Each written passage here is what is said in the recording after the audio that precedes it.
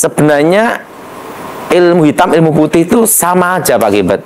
Orang kena santet itu kalau di CT scan atau di ronsen itu kelihatan. Yang ada paku-paku begitu kan? Iya. Oh. Orang pasang susu aja di ronsen kelihatan Pak Gilbert. Pada waktu saya kalah tahun 92. Iya. Dari tubuh saya keluar apa?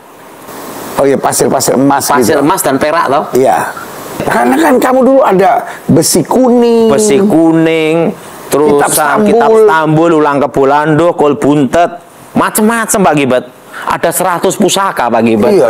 Karena berapa paranormal berusaha menghadapi, kalah semua Pak Gilbert. Nah, waktu itu ngomong gini, ini kok ilmunya ini kan lebih tua. Jadi kalau yang lebih tua dari agama itu kan animisme, dinanisme. Iya. Ibu Ani ngomong, siapa yang alirannya lebih tua? Nah gitu. Ada. Siapa? Daud.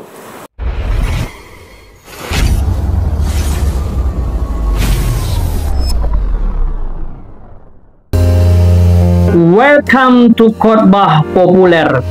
Yesus yang populer harus dikhotbahkan. Pada kesempatan ini kita akan mendengarkan khotbah hambanya Evangelis Daud Tony. Mari persiapkan hati dan pikiran kita agar apa yang disampaikan oleh beliau dapat membuat iman kita bertumbuh dan kita semakin berani berhadapan dengan iblis dan pengikut-pengikutnya, sehingga nama Tuhan Yesus dipermuliakan. Selamat mendengarkan. Pak Daud, ini tadi kita sudah bicarakan tentang ulangan. Ada namanya pemantra, ada namanya petenung, ada namanya peramal, ada segala macam ini. Nah, apa itu penjelasannya? Peramal itu adalah memberitahu hal-hal yang akan datang. Yang akan datang. Ramalan pribadi. Jadi ramal bisa lewat bintang, bisa lewat tanda tangan, bisa lewat muka, hari kelahiran. Hari kelahiran. Coba-coba gimana itu? Ramalan yang bicara pribadi, ya, itu pasti tepat. Bisa tepat, ya. Karena setan bisa merekayasa supaya itu terjadi. Bisa merekayasa.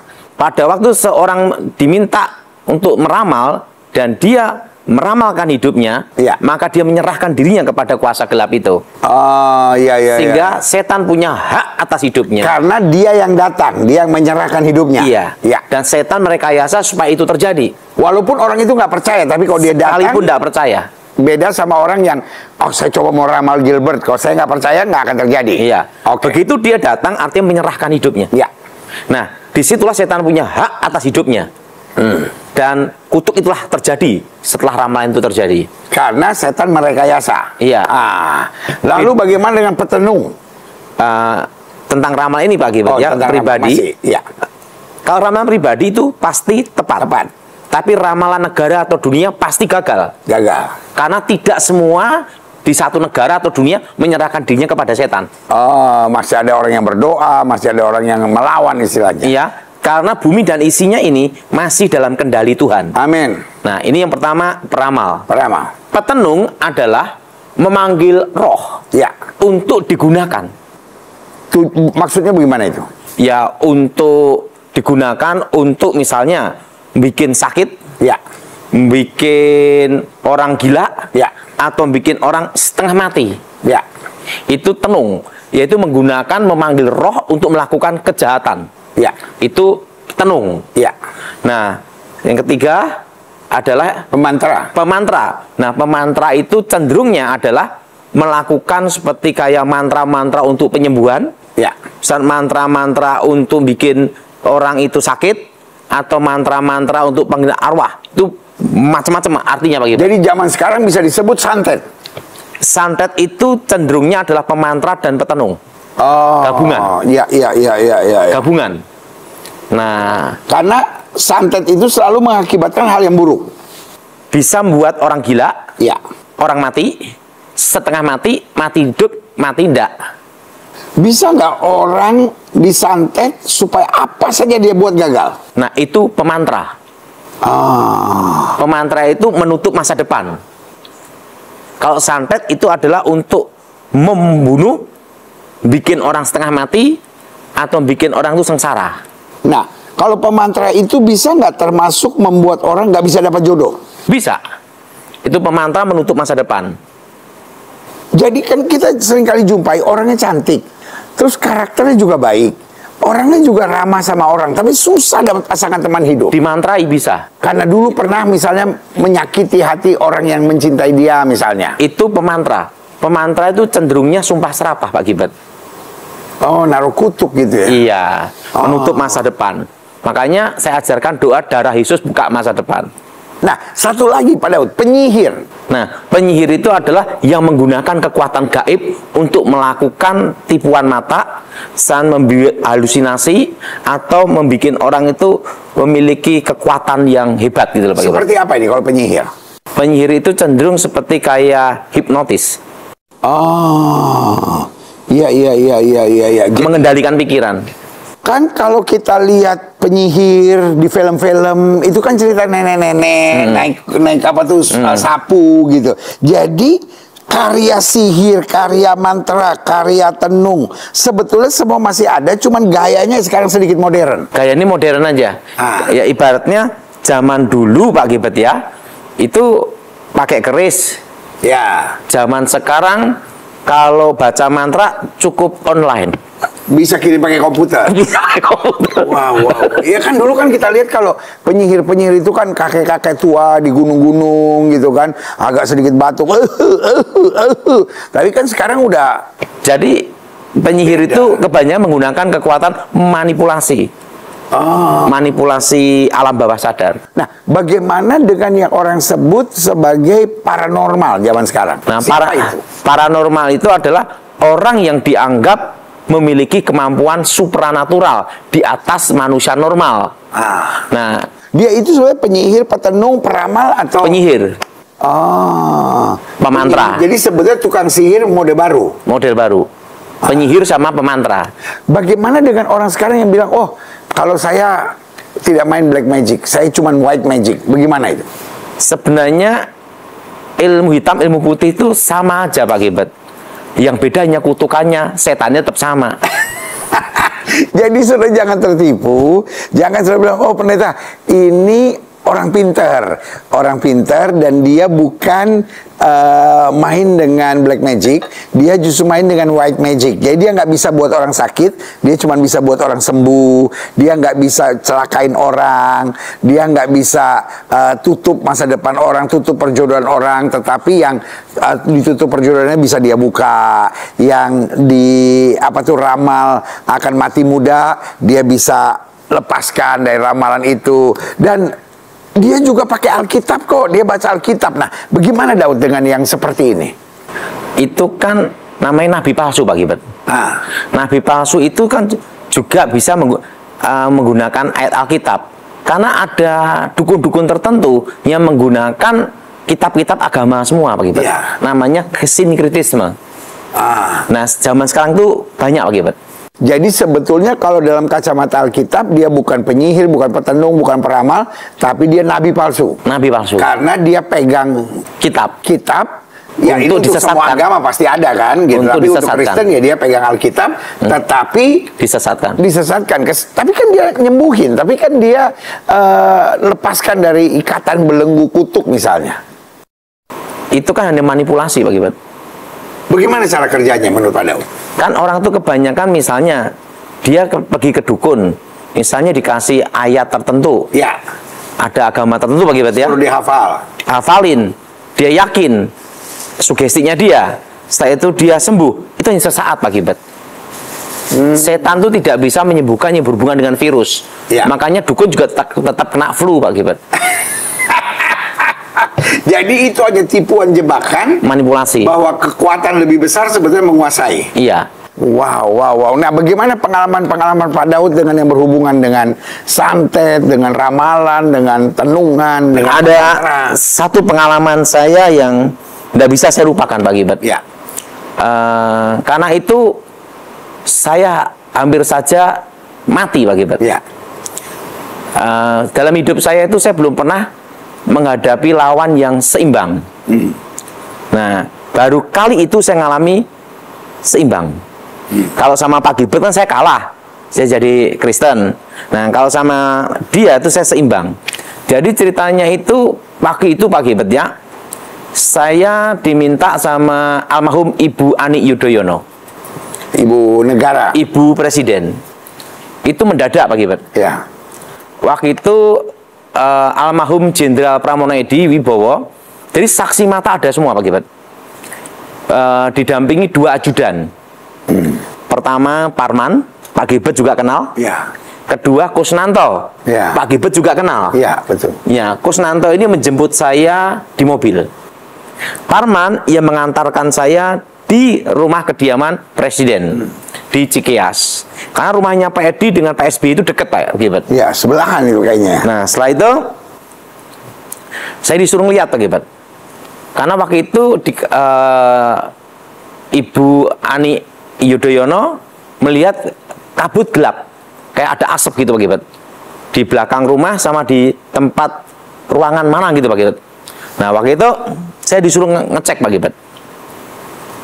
Nah Bu, ini ilmu santet Ibu, ini ilmu tingkat tinggi. Nah ciri-cirinya pengirimnya gimana? Cirinya seperti ini, rambutnya, pinginnya semua ini. Namanya siapa? Langsung Ibu Ani kaget nih. Dia ngomong sama Edi, siapa yang dekat dengan? Nah, dicek. Nah, lawan politiknya Pak SBY. Nah, lawan politiknya Pak SBY ada di Pak Gilbert. Itu akurat karena itu langsung dari intelijen Pak Gilbert. Ya. Nah, itu enggak sembarangan Pak Gilbert. Intelijen langsung tek, olahan politiknya ada di sana. Karena itu ada, saya lihat, karena berapa paranormal berusaha menghadapi kalah semua Pak Gilbert. Nah waktu itu ngomong gini, ini kok ilmunya ini kan lebih tua. Jadi kalau yang lebih tua dari agama itu kan animisme, dinanisme. Iya. Nah, Ibu Ani ngomong, siapa yang alirannya lebih tua? Nah, gitu. Ada. Siapa? Daud. Kenapa? Di animisme, dinanisme. Kan saya kan dari keturunan kakek. Iya. Itu tidak kenal agama, Pak Gilbert. Nah, ini yang lebih tua. Orang yang bukan Kristen percaya hal seperti itu, Pak Gilbert. Langsung Ibu Presiden ngomong sama saya, bisa berakibat apa kalau kena Pak Presiden? Dan ini Presiden bisa kena, Bang gitu. Ya, ini jenis ilmu membunuh Ibu. Kalau sampai Presiden mati, karena kita kan sebagai pengawal Presiden ada sumpahnya, Pak Gilbert. Kalau Presiden mati, chaos, Pak Gilbert. Dan itu dikehendaki lawan politik. Makanya ada isu namanya pemaksuan presiden. Oh iya, waktu zaman itu ya. Nah, langsung, kamu bisa menghadapi enggak? Langsung tanya saya. Bu, ilmunya itu seimbang dengan saya. Baik kemampuan supranatural maupun kekuatan kanuragannya, termasuk batinnya. Sama dengan waktu saya belum bertobat. Kalau dalam pertarungan, Ibu, itu pasti salah satu ada yang mati. Tidak ada yang lolos dua-duanya hidup, Pak Gilbert. Dalam pertarungan kekuatan gaib itu tidak ada yang lolos dua-duanya hidup, Pak Gilbert. Pasti salah satu ada yang mati. Bahkan bisa mati dua-duanya, Pak Gilbert. Nah, kamu bisa ngalahkan enggak? Jenderal Edi Wibowo berkata, kamu bisa ngalahkan enggak? Ibu Ani ngomong, kamu hadapi. Bisa enggak? Bu, beri waktu saya 3 bulan. Itu kira-kira kalau enggak salah Pak Gilbert tahun 2011. 2011 ya. Nah, kalau saya kalah, saya berarti mati, Ibu. Tapi kalau saya gugur dalam tugas ini, saya minta anak-anak saya untuk dipelihara, dirawat sampai lulus kuliah. Dan perlu Pak Gilbert tahu bahwa anak saya Felicia itu sekolahnya dari kecil yang biayai adalah Ibu Ani. Ibu Ani Yudhoyono ini biayain anak saya sekolah. Nah, termasuk hal itu kan sebagai jasa waktu saya ngawal beliau. Nah, setelah itu Pak Gilbert, tolong ini supaya dirawat anak saya, karena saya akan menghadapi pertarungan yang sebenarnya. Ya. Nah, saya minta izin dulu Ibu untuk ke Solo, untuk kemungkinan saya bisa melihat yang terakhir kalinya, melihat anak-anak saya. Dan Edi Wibowo berkata, ya dah, nanti langsung Kusnanto nanti akan urus semuanya. Ya. Urus, saya sampai rumah Pak Gilbert. Ya, sebagai seorang prajurit Pak Gilbert Ya. yang akan tahu bahwa nanti di depan kita untuk gugur itu kan 50%, Ya. hidup 50% Pak Gilbert. Ya. Anak saya Felicia, saya peluk Pak Gilbert, karena kemungkinan itu yang terakhir kalinya. Bisa jadi. Nah, saya lihat istri saya peluk dia juga. Istri saya kaget. Tapi ada apa? Ada apa? Karena saya itu kan tidak romantis Pak Gilbert. Tiba-tiba kok meluk itu dia kaget Pak Gilbert. Dalam hati, tidak apa-apa. Tapi dalam hati saya, ini kemungkinan yang terakhir. Nah, setelah itu saya juga nemuin notaris Pak Gilbert untuk bikin surat wasiat Pak Gilbert, untuk disiapkan semuanya. Nah, tapi nanti begitu kalau saya tidak gugur, Aman. langsung dibuang. Jadi notaris siapkan untuk surat wasiat Pak Gilbert. Udah selesai, saya langsung dijemput sama Komando Pasukan Khusus Pak Gilbert, Kopassus. Nah, saya fokuskan pertarungan itu di Jakarta, disiapkan di Jakarta Pak Gilbert, di suatu tempat, itu di Pondok Indah Pak Gilbert. Pak Gilbert pernah ke sana. Oh, yang tempat di situ ya. Dan Edi Wibowo juga langsung juga di situ diamankan juga dengan beberapa personil Kopassus, Sandi Yuda Pak Gilbert, untuk menjaga saya supaya fokus dalam pertempuran. Ya. Nah, waktu itu pertama itu saya ada ular-ular itu berdatangan Pak Gilbert di rumah itu Pak Gilbert. Nah, saya doa darah Yesus sucikan, darah Yesus bentengi. Demi nama Yesus roh jahat keluar. Maka saya sangat yakin dan percaya kuasa darah Yesus Pak Gilbert. Oh, haleluya. Setelah itu saya berbahasa roh itu Pak Gilbert ya. Saya doa darah Yesus. Ular-ularnya langsung jadi kayak asap Pak Gilbert. Nah, setelah itu yang kedua Pak Gilbert ya, langsung ada pakai trisula Pak Gilbert. Bus. Nah, itu kena bagian sini saya Pak Gilbert. Kaki bagian dalam, paha dalam. Sampai sekarang saya masih sakit Pak Gilbert. Waktu itu saya doa lagi darah Yesus, hancurkan kutuk, hancurkan roh jahat. Tapi saya fokuskan doa saya itu ke wajah. Nah, karena ada suatu rahasia tersendiri yang saya sudah disumpah tidak boleh dibocorkan. Suatu teknik, bagaimana teknik itu mengalahkan lawan dengan kekuatan lawan Pak Gilbert. Ya. Dan itu saya disumpah sama Kepala Staf Angkatan Darat tidak boleh dibocorkan teknik itu. Karena yang tahu hanya saya sama guru saya. Guru saya meninggal, saya masih hidup Pak Gilbert. Karena kalau sampai bocor bahaya Pak Gilbert. Nah, langsung itu. Nah, yang ketiga langsung seorang dewi tangannya banyak Pak Gilbert. Saya doa darah Yesus gitu Pak Gilbert. Saya fokuskan supaya kekuatan lawan itu menyatu, berkumpul Pak Gilbert. Nah, inilah teknik rahasia itu Pak Gilbert, yang tidak boleh diajarkan dan sangat rahasia. Nah, setelah saya fokuskan, langsung saya arahkan supaya kekuatan yang dikirim dari kena ke dia langsung. Tepat jadi bagian jantung. Dia sendiri yang menyerang dirinya sendiri. Saya fokuskan jantung. Karena saya itu punya keahlian khusus bagian jantung Pak Gilbert. Jadi lawan-lawan kebanyakan mati pasti jantung Pak Gilbert. Selesai. Begitu mati, das Pak Gilbert, langsung kan di samping ada personil Kopassus Pak Gilbert. Ya. Hasil laporan, kata Pak Daud, mati. Cek. Jadi cek. Jamnya tepatin semua Pak Gilbert. Jadi supaya betul-betul akurat, itu bukan kebetulan. Iya. Dicek sama Edi Wibowo, langsung kedutaan Pak Gilbert, Indonesia, langsung atasnya semua dicek semuanya di sendiri Pak Gilbert. Jamnya waktu Daud ngomong selesai jam berapa? Selesai. Langsung kaca-kaca yang di rumah tempat saya gunakan pertempuran itu hancur jadi kayak pasir Pak Gilbert. Kena senjatanya itu Pak Gilbert. Hancur kayak pasir Pak Gilbert. Nah, setelah itu waktu kaca hancur itu Almarhum Edi Wibowo datang untuk menyaksikan kaca hancur itu Pak Gilbert. Dia ngomong, Daud, kalau ini kena presiden gimana ya? Presiden bisa mati padahal. Wong kaca aja hancur kayak gini ya katanya. Nah, setelah itu begitu mati, langsung saya dipanggil ke Cikias. Nah, Mas Ibas tahu saya, Mas Ahaye tahu saya. Nah, setelah itu saya ngomong, Bu, ini tugas saya. Selesai.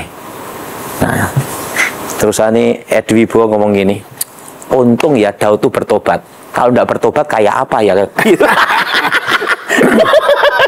Jadi ini adalah kekuatan yang menyerang dirinya sendiri. Iya. Jadi kalau misalnya ada orang mensantet kita, ada orang menyerang kita, sebetulnya bisa sederhana aja, Tuhan pagari saya dengan darah Yesus dan kembalikan semua serangan kepada diri mereka sendiri. Iya. Tetapi ada hal tertentu yang tidak boleh saya kasih tahu tekniknya gitu. Tapi dalam doa bisa aja dong. Bisa terjadi. Itu terserah maunya Tuhan. Iya. Jadi yang pertama bisa kita akui bahwa santet masih ada sampai sekarang. Masih Pak Gilbert. Apa buktinya santet masih ada sampai sekarang? Banyak Pak Gilbert. Ada kasus-kasus yang saya hadapi misalnya ya Pak Gilbert ya. Di mulutnya keluar rambut-rambut batu-batu Pak Gilbert. Tiap hari Pak Gilbert. Oh, itu masih ada? Masih ada. Terusan ada dan keluar itu minyak. real, itu benar, itu real, bukan istilahnya cuma alam hayalnya nih ada bisa kelihatan rambut-rambutnya. Kelihatan nyata. Orang kena santet itu kalau di CT scan atau di ronsen itu kelihatan. Yang ada paku-paku begitu iya, kan? Iya. Oh. Orang pasang susu aja di ronsen kelihatan akibat. Oh. Tapi yang jelas satu akibat, ada nama Yesus yang luar biasa. Amin. Perlu Pak Gilbert tahu, sekalipun tidak tahu rahasia teknik saya, dia cukup doa darah Yesus pun hasilnya juga tetap sama Pak Gilbert. Oh, nah bagaimana dengan apa itu ilmu-ilmu yang susuk-susuk? Jadi orang kelihatan lebih cantik, kelihatan lebih ganteng. Nah, apa akibatnya kalau orang pakai itu? Itu rumah tangga hancur, dan matinya susah Pak Gilbert. Pada waktu saya kalah tahun 92, ya. Dari tubuh saya keluar apa? Oh iya, pasir-pasir emas. Pasir gitu. emas dan perak toh? Iya. Dari pori-pori kulit saya. Iya. Itu yang ditanam dalam badan saya semua Pak Gilbert. Oh, dia hancur. Hancur kan? Kekuatan Tuhan tuh lebih hebat Pak Gilbert daripada setan. Karena kan kamu dulu ada besi kuning. Besi kuning, terus kitab Stambul, ulang kebulando, kol buntet, macam-macam Pak Gilbert. Ada 100 pusaka Pak Gilbert. Iya, kamu cabut gitu. Karena waktu itu saya kebetulan yang berdoa bersama beberapa rekan-rekan untuk pelepasan Pendeta Daud Tony. Tiba-tiba ada sesuatu yang diambil dari tangannya, ada sesuatu yang diambil dari belakangnya. Lalu ada teman saya, kebetulan hamba Tuhan juga. Nah, dia ini kalau doa kalau saya ini alirannya agak lain. Saya kalau aliran doa ya saya usir aja dalam nama Yesus setan keluar. Nah, aliran teman saya aliran nanya-nanya gitu. Ini roh apa ini? Ini roh apa gitu. Ya biasanya saya larang. Cuman karena banyak jadi saya pikir-pikir seru juga gitu. Karena ada yang diambil dari tangan. Kebetulan saya yang paling saya ingat cuma 2, yaitu kitab Stambul sama besi kuning. Iya. Besi kuning kalau nggak salah untuk apa, kebal. Nah, terus kitab Stambul untuk apa? Kebal gitu juga. Oh. Kan saya ilmunya banyak Pak Gilbert. Iya, banyak sekali. Dan saya kan dibekali 100 macam pusaka Pak Gilbert. Oh. Dan yang ditanam dalam badan saya dulu banyak Pak Gilbert. Oh, itu yang akhirnya keluar jadi pasir serbuk itu. Jadi kan keluar dari badan saya semua. Iya. Seluruh badan pasir emas sama pasir pasir perak. Iya. Pak Gilbert pasti ingat perak-perak keluar mengalir itu. Iya. Kalau ada orang disantet, dari mana kita tahu dia disantet? Di rongsen itu yang kelihatan benda-benda asing Pak Gilbert. Kedua, ada ledakan di atap rumah. Oh, santet itu kalau masuk seringkali dengan ledakan. Dan itu tidak ada benda jatuh. Nah, dan perlu Pak Gilbert tahu, setelah itu mimpi ketemu orang yang sudah mati. pada itu dia percaya itu rohnya yang mati, masuk Pak Gilbert rohnya. Nah, kalau seorang itu sadar bahwa dia disantet, apa yang harus dia buat? Doa darah Yesus udah cukup Pak Gilbert. Tanya, kalau ada orang main kuasa kegelapan, mungkin dia pemimpin negara, mungkin dia orang yang dekat dengan kita, dia main dengan kuasa kegelapan. Bisa nggak kita berdoa mengikat kuasa kegelapan yang membelenggu dia? Bisa. Bagaimana caranya? Darah Yesus hancurkan segala kekuatan gaib dalam dirinya. Kekuatan mantra, kekuatan jimat, kekuatan kutuk dalam hidupnya. Dan itu makanya setan yang ada di Jawa, kalau ada pindah ke Kalimantan harus ada izin mutasi Pak Gilbert. Oh, maksudnya gimana nih setan ada izin mutasi? Kekuatannya kan berkurang Pak Gilbert. Oh. Makanya ilmu sehebat apapun di Jawa, keluar negeri itu hanya bisa kemampuan maksimal 5% aja Pak Gilbert. Oh. Makanya pusaka-pusaka tanah Jawa sehebat apapun di Belanda ya jadi mainan arkeologi. Oh, jadi hanya apa itu namanya benda kuno saja? Kekuatannya berkurang.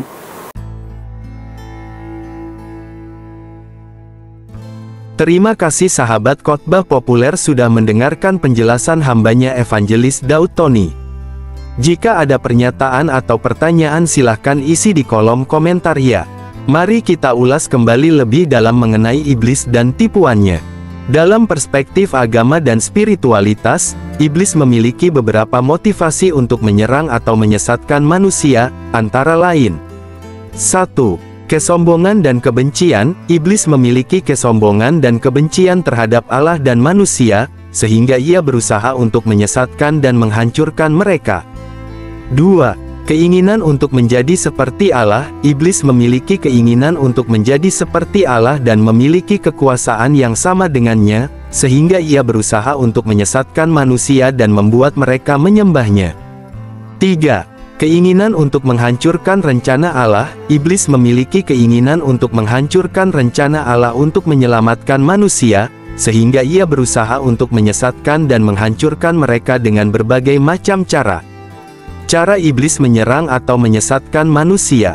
Iblis menggunakan beberapa cara untuk menyerang atau menyesatkan manusia, antara lain 1. Kuasa gelap. Iblis menggunakan kuasa gelap untuk menyerang dan menyesatkan manusia, seperti dengan menggunakan kekuatan supernatural untuk membuat mereka sakit atau mengalami kesulitan dalam hidup.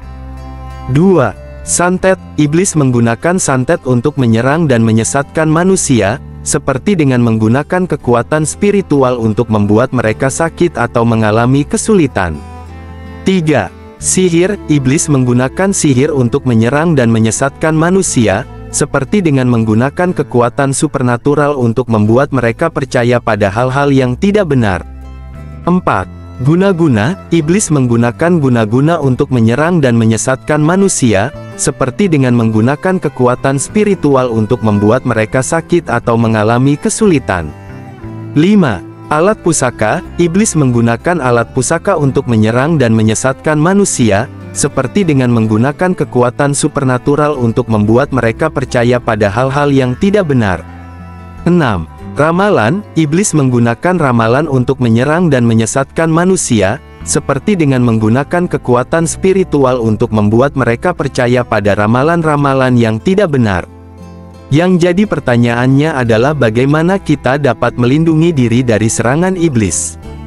Dalam perspektif agama dan spiritualitas, cara melindungi diri dari serangan iblis adalah dengan 1. Meningkatkan iman dan spiritualitas. Dengan meningkatkan iman dan spiritualitas, kita dapat memperkuat diri kita terhadap serangan iblis. 2. Berdoa dan memohon perlindungan. Berdoa dan memohon perlindungan kepada Allah atau kekuatan spiritual yang lebih tinggi dapat membantu melindungi kita dari serangan iblis. 3. Menghindari praktik spiritual yang tidak benar. Menghindari praktik spiritual yang tidak benar dan berlawanan dengan agama dapat membantu melindungi kita dari serangan iblis. 4. Meningkatkan kesadaran dan kebijaksanaan. Meningkatkan kesadaran dan kebijaksanaan dapat membantu kita untuk lebih waspada dan siap menghadapi serangan iblis. Sebab jika sedikit saja kita lengah dan ceroboh dalam menjaga diri, maka kita akan menjadi sasaran empuk untuk diserang. Dampaknya akan fatal, karena kalau iblis bekerja menyerang kita maka tidak ada ampun bagi manusia. Sekarang kita beralih pada pembahasan animisme dan dinamisme. Animisme dan dinamisme adalah dua konsep yang terkait dengan kepercayaan dan praktik spiritual di berbagai budaya dan agama di Indonesia. Animisme adalah kepercayaan bahwa semua benda, baik hidup maupun tidak hidup, memiliki jiwa atau roh. Dalam animisme, manusia percaya bahwa semua benda memiliki kekuatan spiritual dan dapat berinteraksi dengan manusia. Contoh kepercayaan animisme adalah 1. Percaya pada roh hutan. Di beberapa budaya, manusia percaya bahwa hutan memiliki roh yang dapat berinteraksi dengan manusia. 2. Percaya pada roh binatang. Di beberapa budaya, manusia percaya bahwa binatang memiliki roh yang dapat berinteraksi dengan manusia. 3. Percaya pada roh benda. Di beberapa budaya, manusia percaya bahwa benda-benda seperti batu, kayu, atau logam memiliki roh yang dapat berinteraksi dengan manusia. Dinamisme adalah kepercayaan bahwa semua benda memiliki kekuatan atau energi spiritual yang dapat digunakan untuk tujuan tertentu. Dalam dinamisme, manusia percaya bahwa kekuatan spiritual dapat dipindahkan dari satu benda ke benda lain, atau dari satu orang ke orang lain. Contoh kepercayaan dinamisme adalah 1. Percaya pada kekuatan mantra. Di beberapa budaya, manusia percaya bahwa mantra memiliki kekuatan spiritual yang dapat digunakan untuk tujuan tertentu. 2. Percaya pada kekuatan ritual. Di beberapa budaya, manusia percaya bahwa ritual memiliki kekuatan spiritual yang dapat digunakan untuk tujuan tertentu. 3. Percaya pada kekuatan benda sakral. Di beberapa budaya, manusia percaya bahwa benda-benda sakral seperti patung, gambar, atau benda lain memiliki kekuatan spiritual yang dapat digunakan untuk tujuan tertentu. Dalam beberapa budaya, animisme dan dinamisme dapat saling terkait dan membentuk kepercayaan yang kompleks. Namun, perlu diingat bahwa kepercayaan animisme dan dinamisme dapat berbeda-beda di setiap budaya dan agama. Perlu sahabat tahu bahwa aliran animisme dan dinamisme ini sangat marak di Indonesia. Dalam perspektif spiritual dan agama, terkena kuasa gelap, santet, guna-guna, sihir, alat pusaka, dan ramalan dapat memiliki dampak negatif yang signifikan pada kehidupan seseorang. Berikut beberapa contoh dampak negatifnya bagi manusia. Dampak fisik. 1. Sakit atau penyakit. Terkena kuasa gelap atau santet dapat menyebabkan sakit atau penyakit yang tidak dapat dijelaskan secara medis. 2. Cedera atau kecelakaan. Terkena kuasa gelap atau santet dapat menyebabkan cedera atau kecelakaan yang tidak dapat dijelaskan secara logis. 3. Kematian. Dalam beberapa kasus, terkena kuasa gelap atau santet dapat menyebabkan kematian. Dalam hal ini kematiannya akan sangat tragis dan menakutkan, karena mengalami kematian yang tidak wajar. Dampak mental dan emosional. 1. Stres dan kecemasan. Terkena kuasa gelap atau santet dapat menyebabkan stres dan kecemasan yang berlebihan.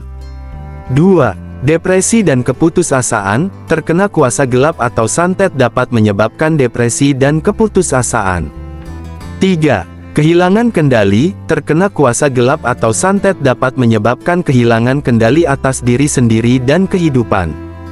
Mengapa demikian? Karena secara tidak langsung hidup seseorang yang terkena kuasa gelap tubuhnya telah dikuasai iblis. Dampak spiritual. 1. Keterikatan dengan kekuatan jahat. Terkena kuasa gelap atau santet dapat menyebabkan keterikatan dengan kekuatan jahat yang dapat mempengaruhi kehidupan spiritual seseorang. 2. Kehilangan iman dan kepercayaan. Terkena kuasa gelap atau santet dapat menyebabkan kehilangan iman dan kepercayaan pada Tuhan atau kekuatan spiritual yang lebih tinggi.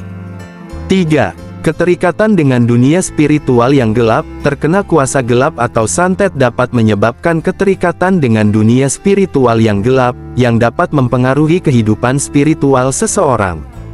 Cara melindungi diri dari iblis dan kuasanya adalah 1.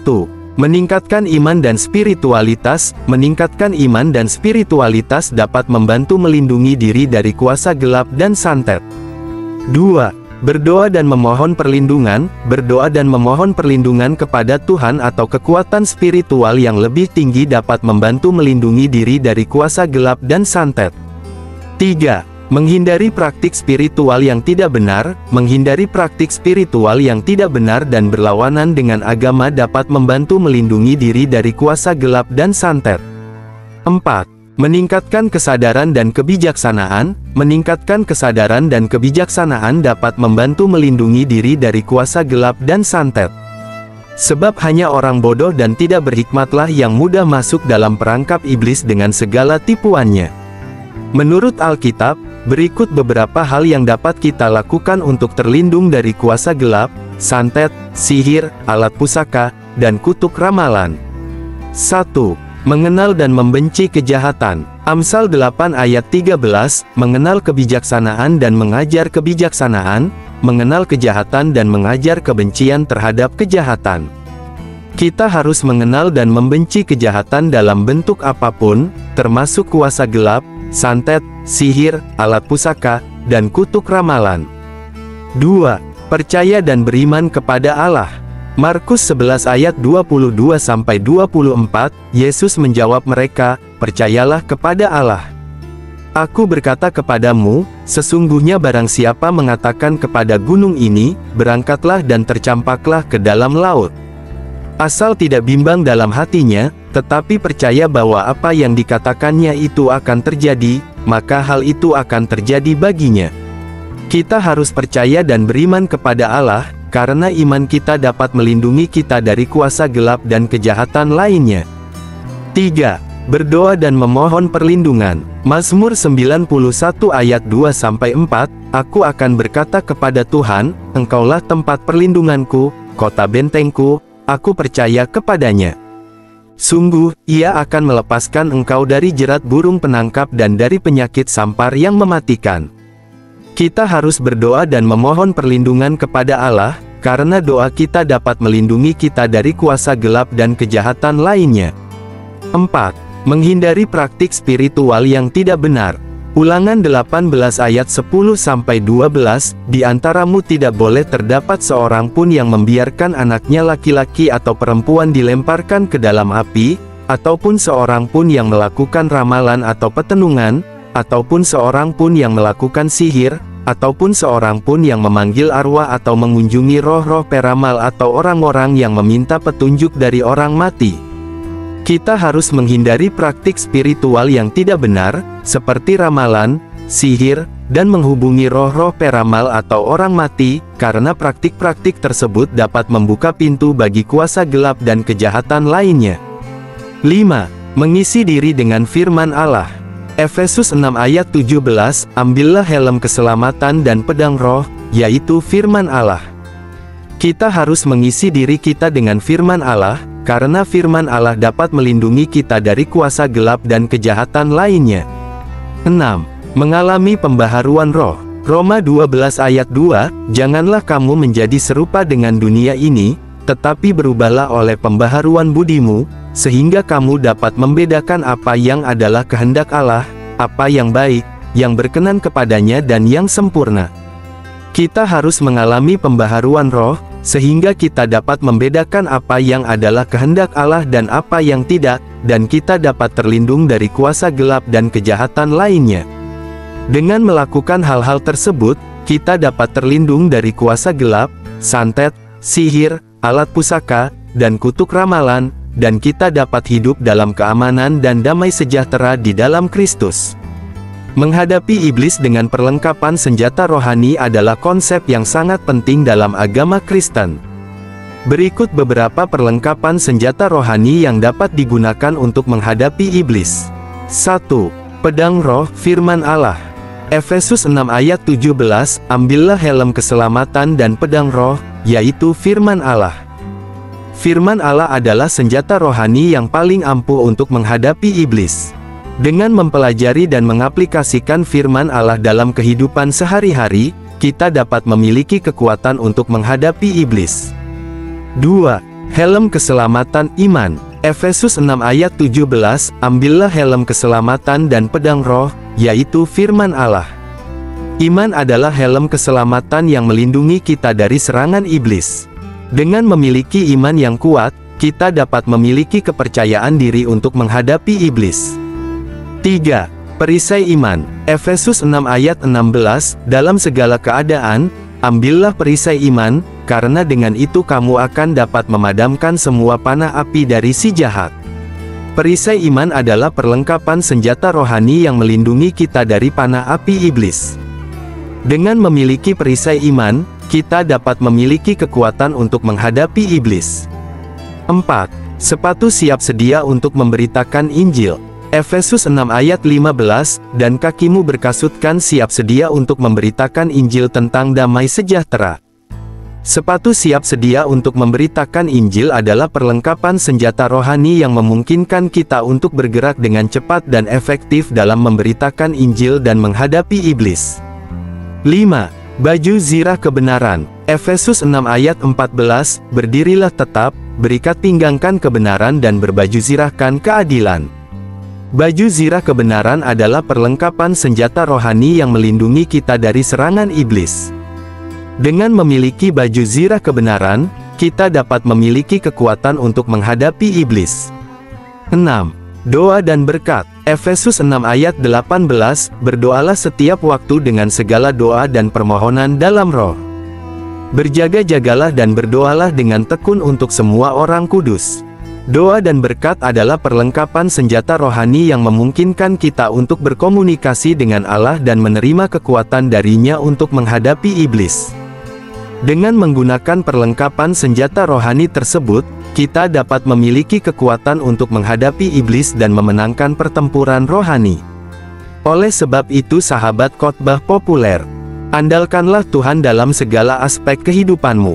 Dalam Alkitab, terdapat beberapa berkat bagi orang yang mengandalkan Tuhan dalam hidupnya. Berikut beberapa contoh. 1. Damai sejahtera. Filipi 4 ayat 6-7, janganlah kamu khawatir tentang apapun, tetapi dalam segala keadaan, bawalah permohonanmu kepada Allah dalam doa dan permohonan dengan ucapan syukur. Orang yang mengandalkan Tuhan akan memiliki damai sejahtera yang melampaui pemahaman manusia. 2.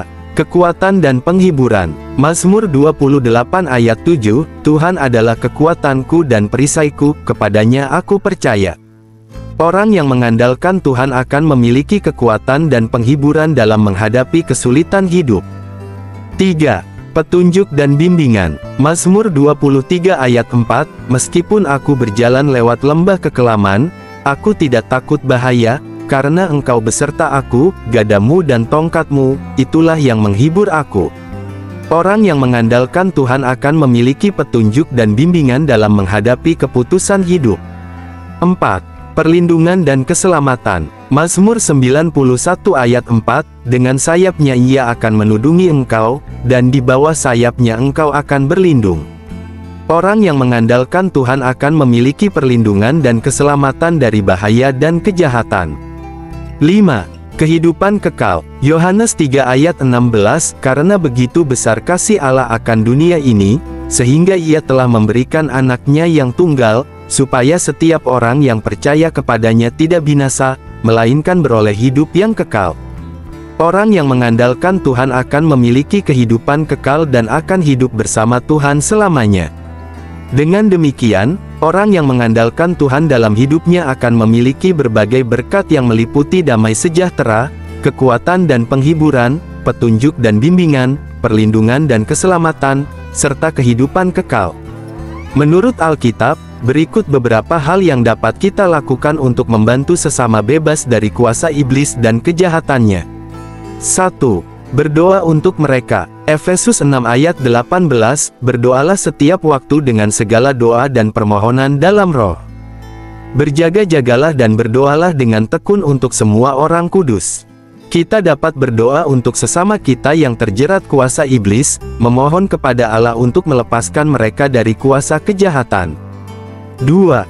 Memberitakan Injil. Markus 16 ayat 15-18, lalu ia berkata kepada mereka, pergilah ke seluruh dunia, beritakanlah Injil kepada segala makhluk.